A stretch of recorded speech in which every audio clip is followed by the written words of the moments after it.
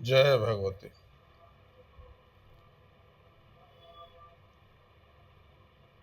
प्रिय भक्तों, आज हम आपको बताएंगे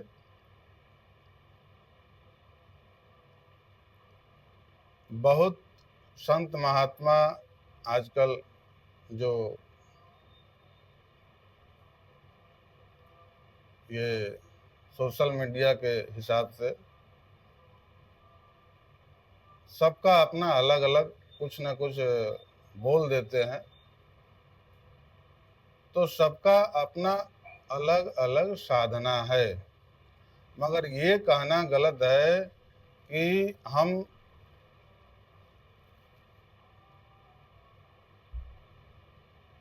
ग्रह को नहीं मानते हैं, भूत प्रेत आदि दोष को नहीं मानते हैं,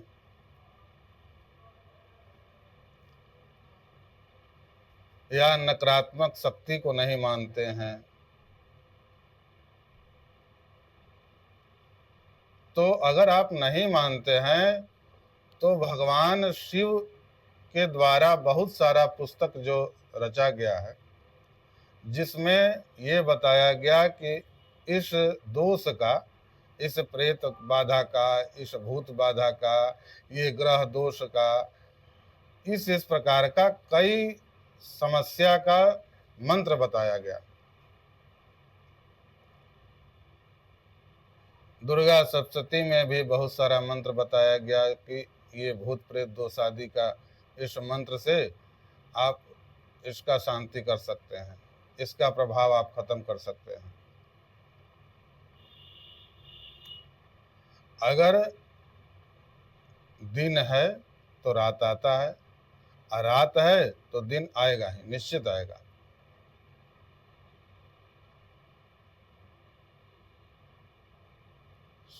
सूर्य अस्त होते हैं तो चंद्रमा उदय होते हैं, चंद्रमा अस्त होते हैं तो सूर्य उदय होते हैं।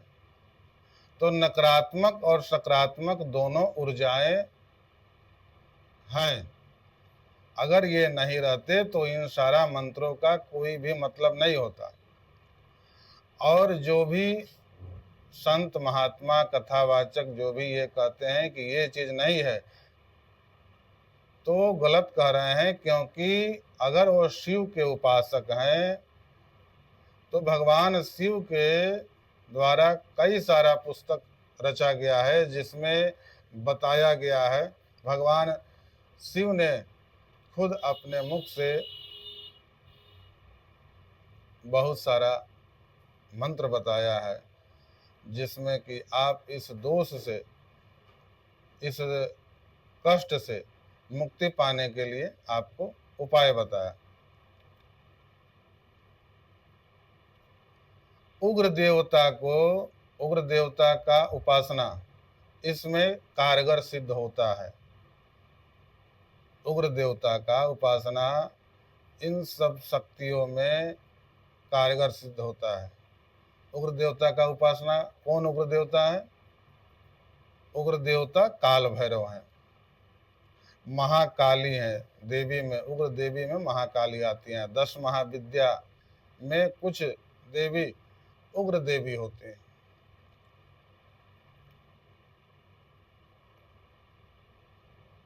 अब ये चीज अगर सत्य नहीं होता तो भगवान विष्णु ने कई सहस्त्र वर्ष तपस्या करके माँ बगलामुखी का उत्पत्ति कराया था।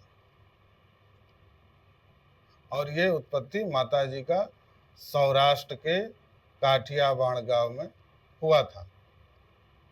हरिद्रा नामक सरोवर में से उनका उत्पत्ति हुआ था। तो भगवान को भी शक्ति का आवश्यकता कई जगह पड़ा है, और उसमें कुछ जगह पर रौद्र रूप, उग्र रूप, इन सब शक्तियों का आवश्यकता पड़ता है। केवल कहने से नहीं हो जाएगा। आपके केवल कहने से नहीं होगा कि हम इन सब चीज़ों को नहीं मानते हैं। आपका पूर्व जन्म का अच्छा कर्म है, कुछ आपका अच्छा कर्म है जो कि आप इन सब चीज़ों से बचे हुए हैं, इसका प्रभाव आपके जीवन पर नहीं है। तो आप कह सकते हैं कि हम इन सब चीज़ों को नहीं मानते हैं। आपका जीवन सही है, सुखमय है। मगर जो व्यक्ति दुखी है, कई चीज़ों से ग्रसित है, किसी को ग्रह से पीड़ा है, किसी को भौतिक दोष का पीड़ा है, भूत प्रेत आदि का पीड़ा है, तो ये पीड़ा जो व्यक्ति झेलता है उसी को समझ में आता है कि हाँ, ये सही है या गलत है। अब ये है कि इसमें कुछ लोगों ने इसको गलत तरीके से पेश करने लगे। गलत तरीके से, गलत तरीके का मतलब है कि आपको ये समझना होगा कि जिस व्यक्ति के संपर्क में हम जा रहे हैं अपने कार्य को सिद्ध करने के लिए, हमारा तो वहाँ पर हो क्या रहा है, वहाँ का तरीका क्या है, आप उस चीज़ को समझिए। क्योंकि भगवान ने खुद हर समस्या के लिए समाधान बना करके पुस्तक रखा हुआ है। कई शास्त्र पुराण जो भी है उसमें भगवान ने कई तंत्र का पुस्तक भगवान ने खुद इसको रचा है।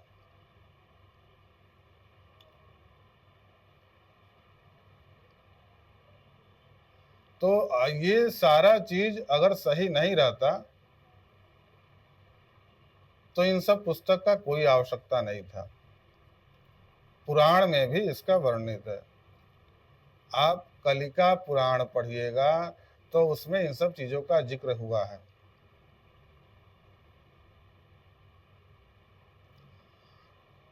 वो छोड़िए, आप ये देखिए कि रामायण में, रामचरितमानस में भगवान जब रावण से युद्ध का समय चल रहा था तो उस समय में मेघनाथ माँ निकुंबला देवी का पूजन और साधना कर रहे थे। अगर वो साधना उनका पूरा हो जाता तो भगवान राम उस युद्ध में विजयी नहीं होते।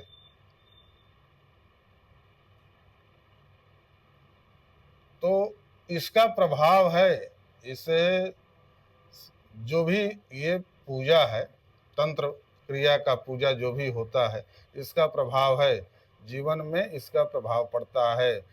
जो व्यक्ति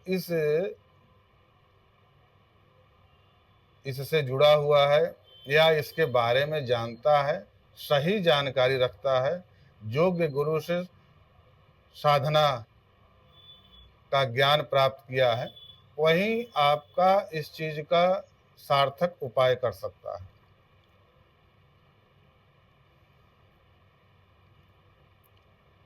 अब ये है कि आप अगर गलत जगह पर जा कर के और आपका उसका परिणाम गलत मिला तो आप इस चीज को ये नहीं कह सकते हैं कि ये प्रभाव मतलब इसका कोई अस्तित्व ही नहीं है। इसका अस्तित्व है, इसका अस्तित्व है, मगर आप सही गुरु के पास जा रहे हैं, सही जानकार व्यक्ति के पास जा रहे हैं। ज्योतिष विद्या है या तंत्र विद्या है, ये सारा चीज है सही। अगर ये सही नहीं रहता तो इसको भगवान ने ही इसको रचा है।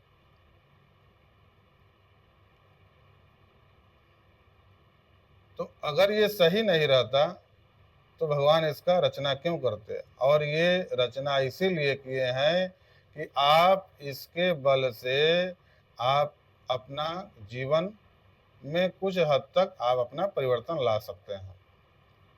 कुछ चीज निश्चित होता है, कुछ चीज निश्चित होता है कि जीवन में हम हमारा कुछ ऐसा प्रारब्ध है कि उसको हम काट नहीं सकते हैं, मगर कुछ चीज को हम काट सकते हैं।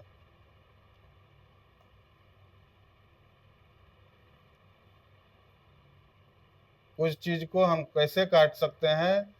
तो अगर आपके आपका अगर कुछ भी कर्म अच्छा होगा, आपके कर्म से ही आपको योग्य गुरु का या सही मार्गदर्शन का जगह मिलता है। आपका कर्म अगर अच्छा रहेगा तभी आपको सही डॉक्टर से भी भेंट होगा, आपका सही इलाज होगा। अन्यथा अगर आपका पूर्व का कर्म अच्छा नहीं रहेगा तो आपका सही इलाज भी नहीं होगा। तो ये भ्रम में आप नहीं रहिए कि ये सारा चीज, अगर कोई संत महात्मा कोई भी कुछ भी कह दे रहा है कि ये सारा चीज सही नहीं है, ये पाखंड है, तो पाखंड है मगर कहाँ है, आप गलत जगह पर जाकर के फंस जाते हैं तो आप उसको पाखंड समझने लगते हैं।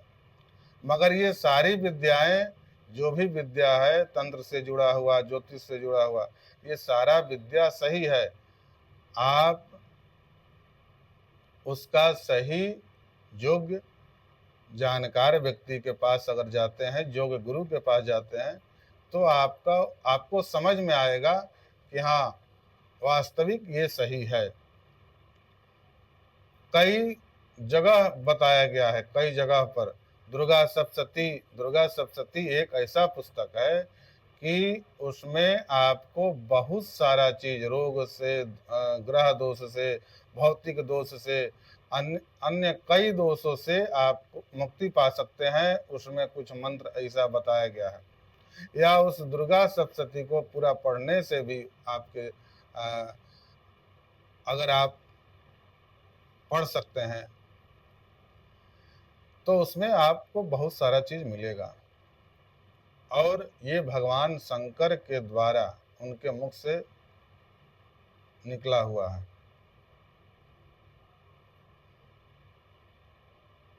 भगवान शंकर के द्वारा शाबर मंत्र को बताया गया है, और शाबर मंत्र बहुत शीघ्र प्रभावशाली होता है।